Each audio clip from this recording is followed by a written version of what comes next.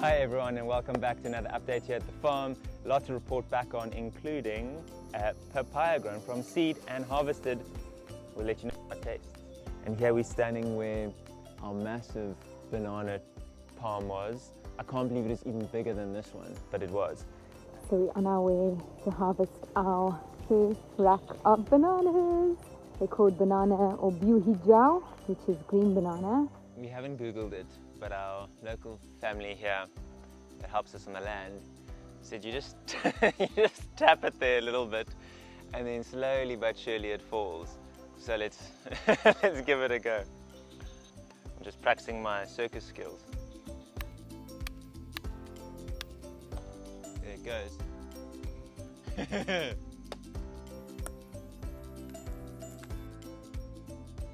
This thing must be super heavy.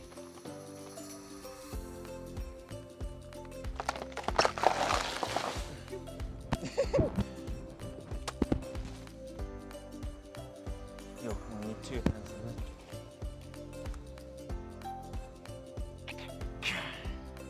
Oh, that's a few.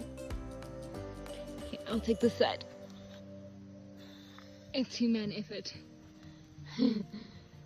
We lost about 9, I suppose we have about 100 bananas there, so 9 out of the 100, 10% damage, not too bad. So for next time, we've spoken with the locals and we should be cutting it higher up so it tips and doesn't really fall onto the ground. So we're going to give that a try. We've got a few, I'd say, months till our next banana harvest, so let's see how that goes then. So as novices, we were unaware that once harvesting the bananas, they should be kept in a conducive environment to continue the ripening process. But our local family suggested that we put them in boxes with these leaves, which are called daun gamau, the goat-eating plant. They said cacao leaves also works well, but apparently that should help with the ripening process. They are looking a lot more yellow. Ooh, they're feeling soft. What do you think? Yo, that's quick. It had been about a week and they hadn't changed, and now we've put these in here for what, like not even 2 days? No, full 24 hours maybe. We managed to finally get a little design in for how our paths are going, because it's a bit tricky if you don't know where the house is or you don't know where something specific is to get the paths correct. We've been doing pretty good so far, but now that we knew our position of our bale, we were able to add this extension of our path, stopping it there because we're not sure what's happening over there. And over here by the bale, well, this is just the base of it. A bale is a traditional Balinese like gazebo in the west they'd call it. I asked the guys to dig about ½ a meter deeper, all the soil's lying over there, because soil is something that we can always use in different places. But the reason for us doing that is we had all this rubble from the little house that we demolished way back when, and it's been here and it's been an eyesore for me. So what we did is we dug deeper, got the soil out, and we're going to put that inside.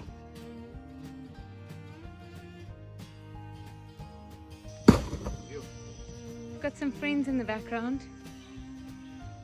Hello babies. Do you want to come cut our grass for us? Just don't eat our plants. No, no, no.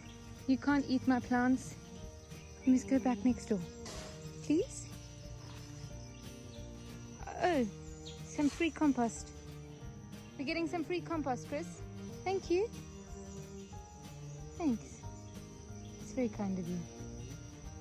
Right in our planter bed.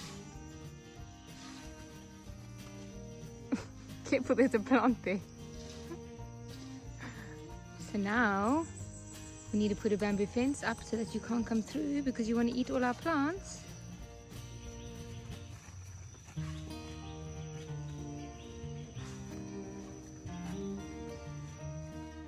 Finally found a use for your rubble. Yo, there's a big pile. I'm very glad because it looks like we've got a lot of space. A lot of this lime that we pick up can also go in here, so we can start planting this area. So all good. What's going on? Balinese challenges. So I asked the guys for a wood order, and then they're right here at the takrab. And so I put into Google Translate. It says good manners. So they need 5 pieces of good manners. Wait, where do you get that? One of the elements on the land that's been sort of done for so long is our shed area, and the roof is finally complete. It's really looking nice. We opted for a brown tile to sort of blend in with the nature so that we don't really see it that much. Something that we've been doing is like sort of designing as we develop and as we realize the spaces that we need. The positive of that is you got a blank canvas, but the negative is you never really know the full picture. And with us being newbies in this space, we really never know what we're doing. So though I've got a lot of seeds going here, a lot of seedlings sprouting, I'm realizing that at the rate and the capacity that we're wanting to grow our food, we're going to need a lot more space. So with that being said, my plant shelf is almost at full capacity and there's still a lot more I'm wanting to grow. With us cutting down this young mangosteen tree to bring in more sunlight, we're realizing that there's actually so much more space that we could utilize here. This space on my left, which borders our boundary, is not really a usable space, but it gets wonderful sunlight. So we're considering extending this clear roof cover, which will open up the space now. And then in the front here, we've got this slopey land. Initially, we terraced it, not really knowing what we would do here, but the more we live here, the more we realize that the more covered sections that we can have, the more productive the space can be.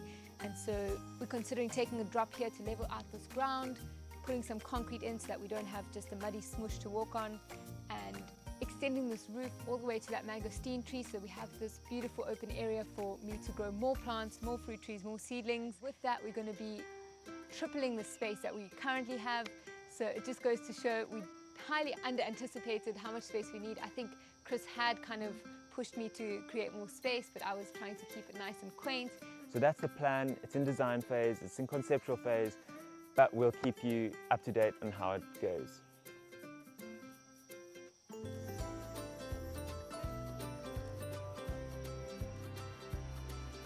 You're brave. Going down is always more tricky.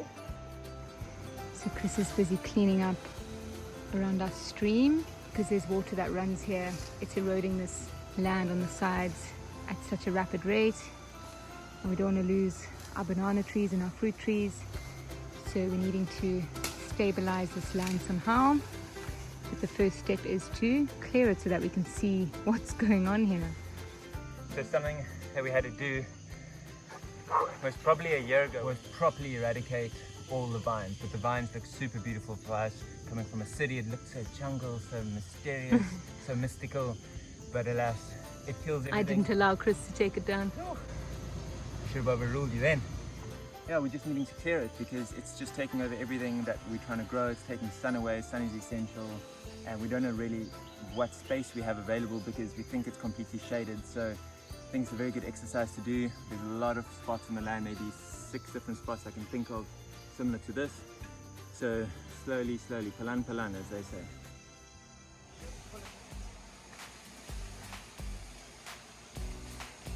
It's all attached. Chris is trying to save this sugar palm that's been taken over by all these creepers.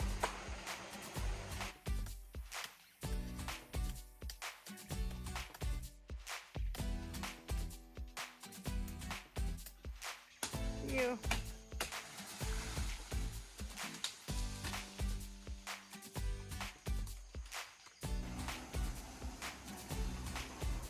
Did you go for a swim in the stream? Was that just your own sweat? My own sweat. Hard labor. You got it, huh? I think so.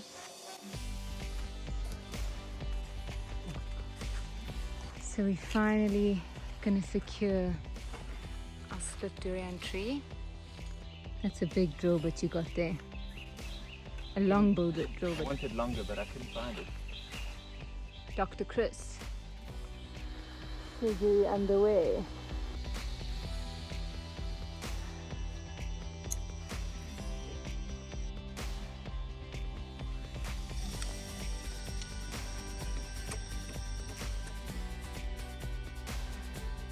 So we got this guy in, and then on the other side we've just drilled a hole over there.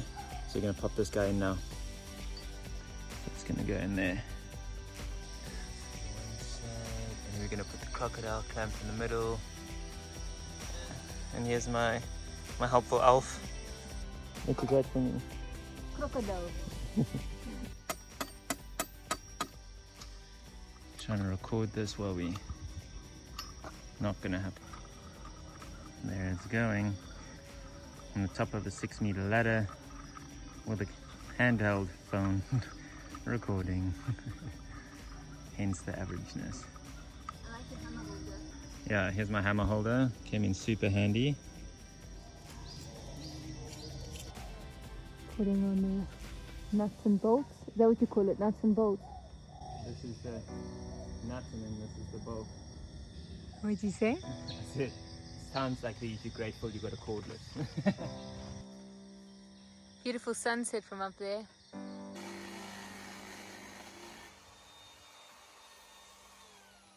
Go get my glasses. You wanna go get them for me? Excuse the light quality. I'm help us 6 here. So 2 washers, 2 nuts. I think there's a lock nut. And through the tree on that side. Nicely tightened up through that. There. And maybe I can reach. Nice sunglasses. Thanks. So trendy.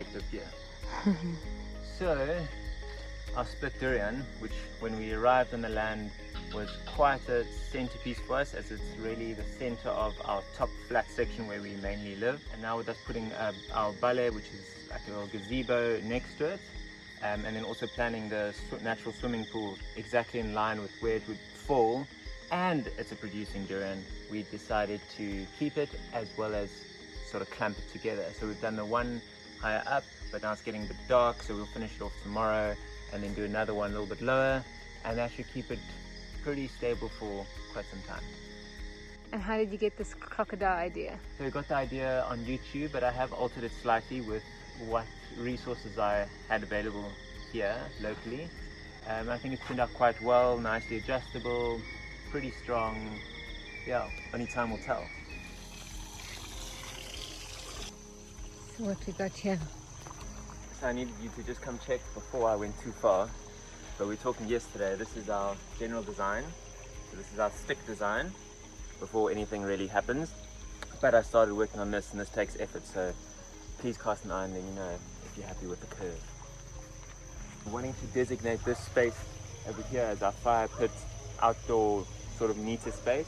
So we're creating a berm all the way along here. I'm just loading lots and lots of sticks and then filling it with soil. Chris using all our old scrap wood that will later feed the plants that we plant on top of it.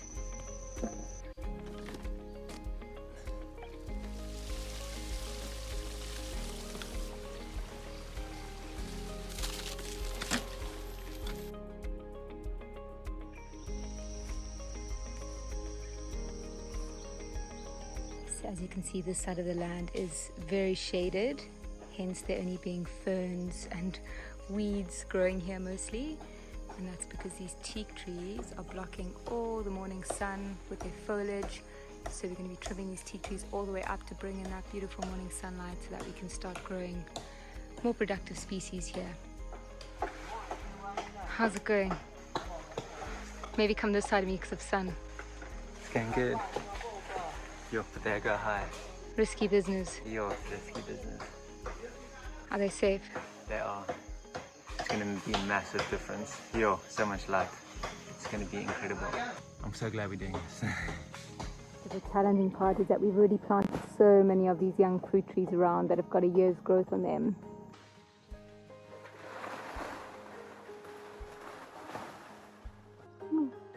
The jackfruit tree. This is risky business. We've already had one fatality of a eucalyptus tree, luckily not a fruit tree. We've just got to do the best we can and learn from our mistakes. We should have done this way earlier before planting all our new baby fruit trees.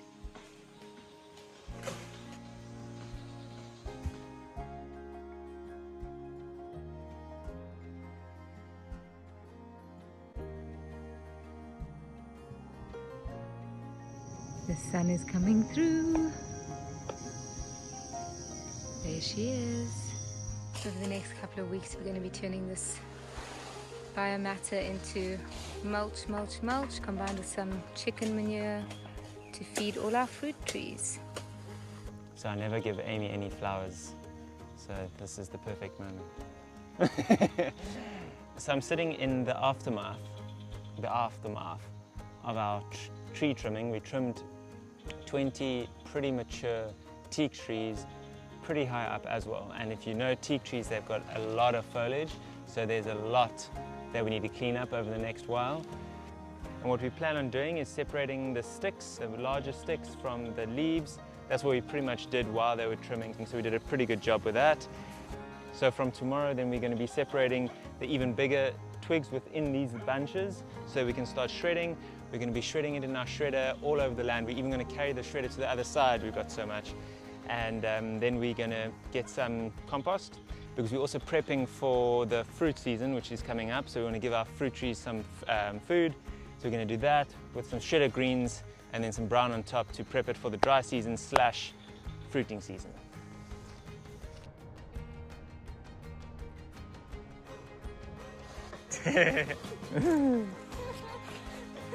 Roll off, but be careful. We have a new discovery. What's it?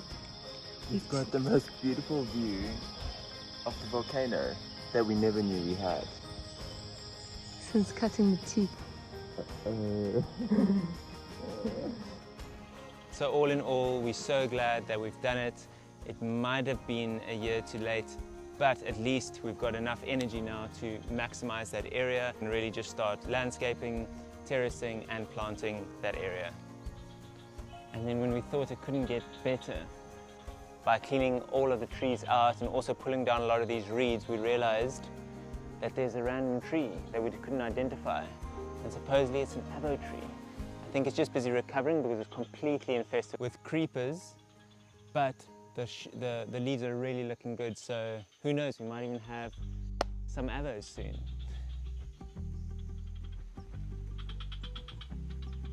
These are our little friends.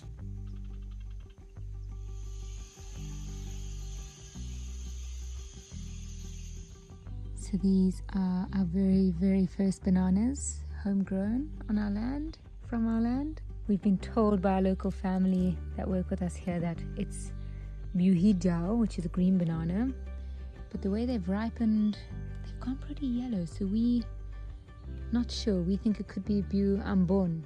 Let's see, Chris is going to tell us. Wow, that's so ripe, perfectly ripe. What do you think? I think it's hijao. Do you? Yeah. That's my initial instinct too. So after we've both tasted it, we've confirmed that it is buhijao. Yeah, unfortunately, because we didn't put the daun gamao, the leaves, on soon enough, it looks like we have quite a few that aren't going to ripen, but we've got a few that have ripened perfectly, and they are delicious. He's playing with your hair. This papaya is getting beautifully tree ripened. We finally have the power in our hands to pick it when we choose. Our local family that works with us has urged us to pick them before the birds and bats get hold of them, but we feel like the risk will be worth the reward. You do the honors. Look at that side. Can't wait to taste you. The next one's already ripening. Hey, careful with that precious cargo. So this is our money tree, and we just picked 10 or 15 rand off the tree. $1. $1. A dollar tree. Thank you, papaya tree that we didn't plant, that grew out of our compost pit. Oh yeah. We'll tell you the verdict in a day or two. So this is our very first homegrown tree ripened papaya that we're about to open and taste. Wow. We have a papaya forest growing over here that Chris is going to get into now. 1, 2, 3, 4, 5, 6, 7, 8, 9, 10, 11, 12. Okay, I think there's way more than 13 here, Chris, if we look in there. The extra papaya is going to the compost pit. Excellent nitrogen starter. So this is what That's a nice long taproot. baby taproots look like. That's a think he is. He's got a good chance. Let's give him a go. So we're going to plant this baby in this deliciously soft soil that had a leaf pile on it for a few months. So the soil is nice and perfectly prepared for him. Happy growing. Hello. And these aren't apples. Is that durian I smell?